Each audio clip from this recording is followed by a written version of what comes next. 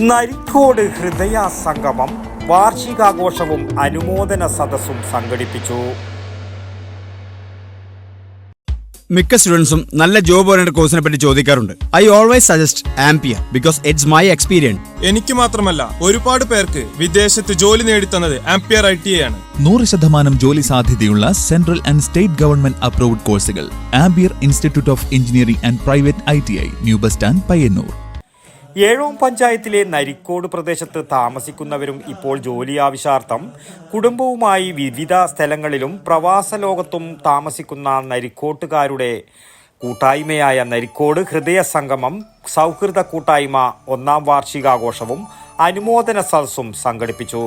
തളിപ്പറമ്പ് കുറ്റിക്കോൽ മാനവ സൗഹൃദ മന്ദിരത്തിൽ വെച്ച് നടന്ന ആഘോഷ പരിപാടി PVC എന്നറിയപ്പെടുന്ന PV ചന്ദ്രൻ ഉദ്ഘാടനം ചെയ്തു. കൂട്ടായ്മയിലെ അംഗവും പ്രശസ്ത നടനും സംവിധായകനുമായ അനിൽ നരിക്കോട് ചടങ്ങിൽ സംബന്ധിച്ച് സംസാരിച്ചു. ബാംഗ്ലൂരിൽ താമസിക്കുന്ന MB രാജേഷ് നരിക്കോട് പരിപാടിയുടെ മുഖ്യ അവതാരകനായി മാറി.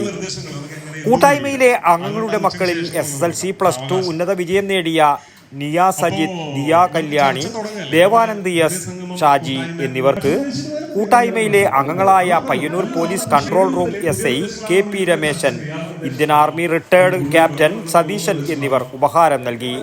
കൂട്ടായ്മയിലെ മുതിർന്ന അംഗങ്ങൾക്കുള്ള സ്നേഹോപഹാരം നരിക്കോട്ടെ വ്യാപാരിയും കൂട്ടായ്മയിലെ അംഗവുമായ സുരേന്ദ്രൻ C കൈമാറി.